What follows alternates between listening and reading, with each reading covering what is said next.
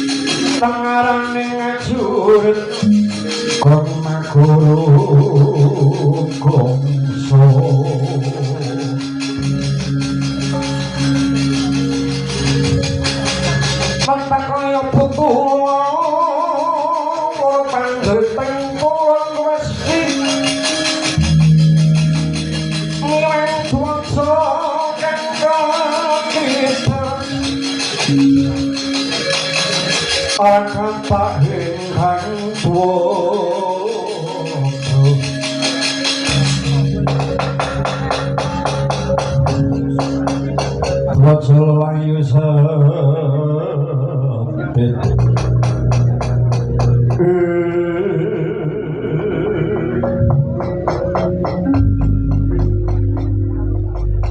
mesti baik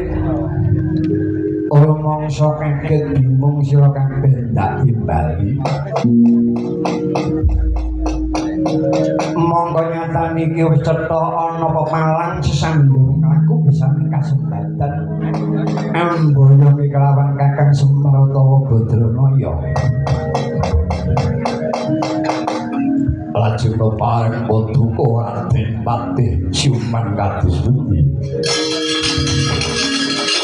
ndak ora perlu Kakang rembug ora perlu akeh pewalah ingkang ndak jlentrehake marang sira kabeh bakune wadya bala saka Mbata Gelar ingkang wis nyawiji manunggal kelawan Astinapura cetha ana pepalang bisaning boyong kasembatan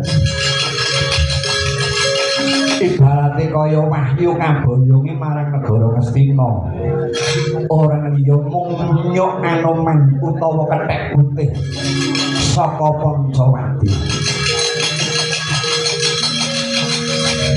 kaparep Paduka Raden Patih dina iki karet lampit durung katimpul karet lampit durung katimpul ora perlu dadak budalan kaya wis mergo iki mengingat waktu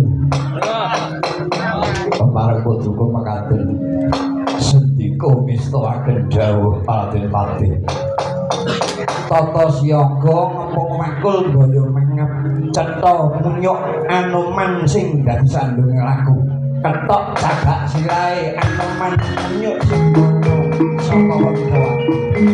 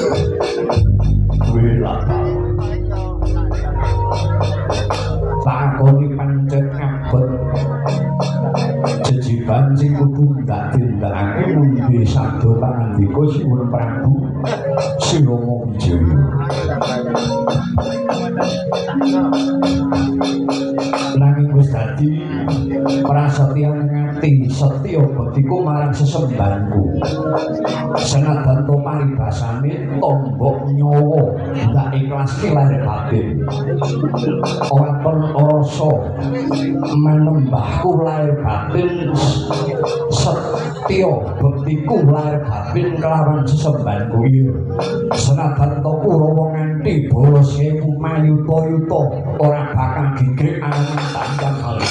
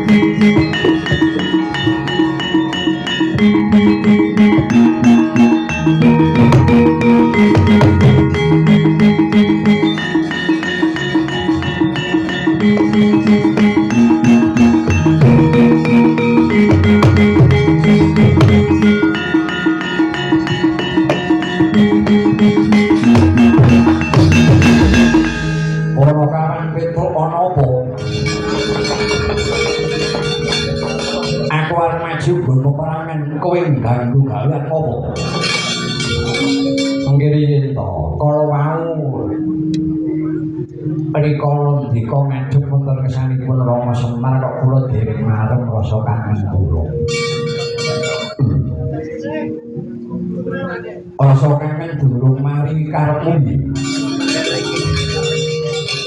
mongko nyatanipun wiwit jaman Ramayana nalika semanten kula Rama Semar kang garing Adi kula Bagong Siwita wonten Pancawati ngantos menika wis ganti lumintu beda jaman wiwit Ramayana nganti tekan Mahabharata Rama Semar sakniki pun mboten ndereke Sinuwun Prabu Sri Rama Wijaya sakmenika ndereke Gusti kula para Pandhawa lima kenangan-kenangan yang lalu zaman kula sing karo sampeyan iku jek ketok-ketokan mawon kok kenangan masa lalu piye apa digawe aku yayangmu ngono kowe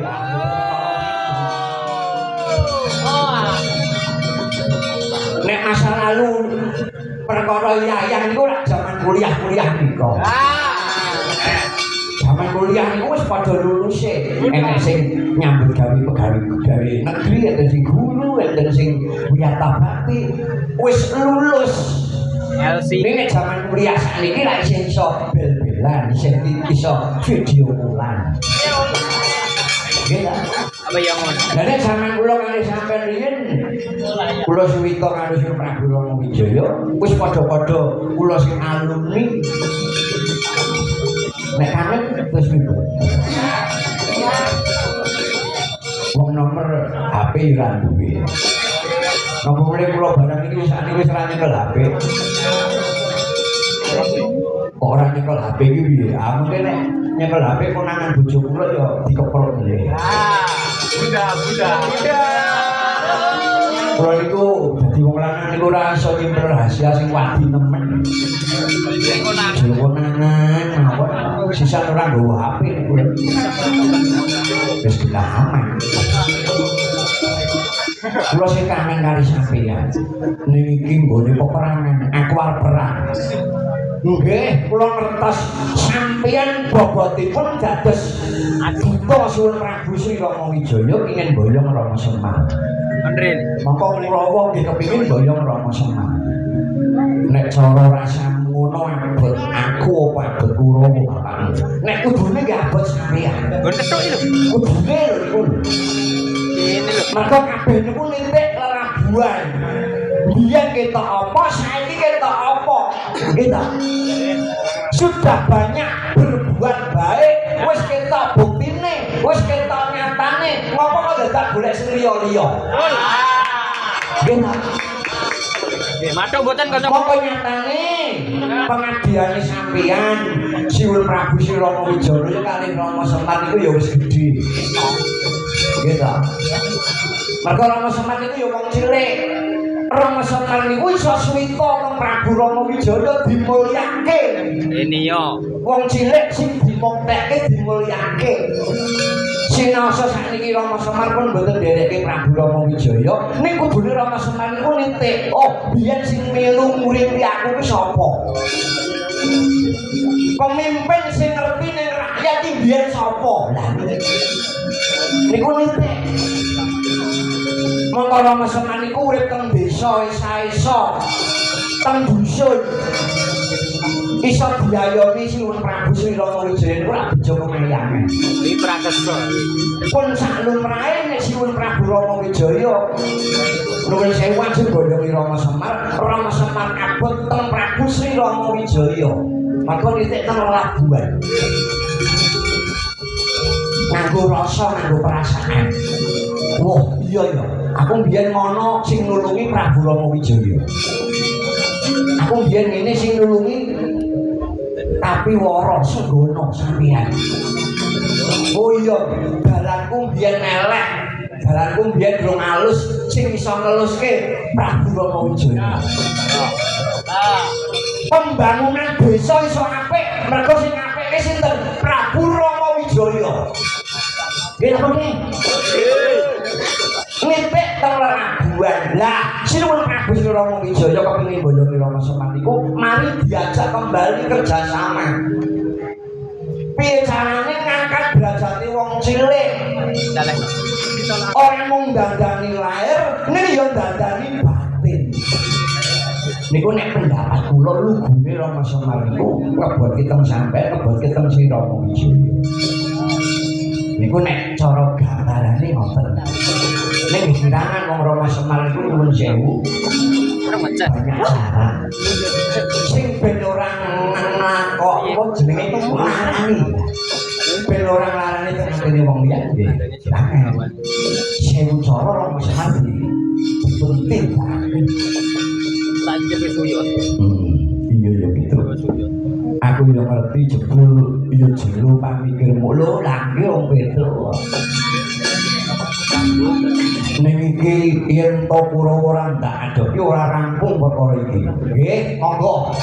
Nek sampeyan badhe tanding yuda ngetoke tanggung Jawa Tengah Siwun Prabu Sri Rama Wijaya semonggo. Ning kepareng kula nderek cawe-cawe lho iki.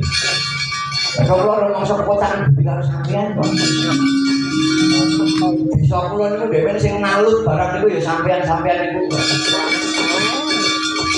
Sing iso gawe kalinan, irigasi sae, dalane apik, hobitan, cor-coran.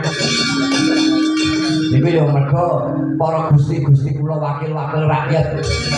Kanca wantri niku. Mila kula melu cawe-cawe perkara niki. Kula petone sik karo kaya apa diambil.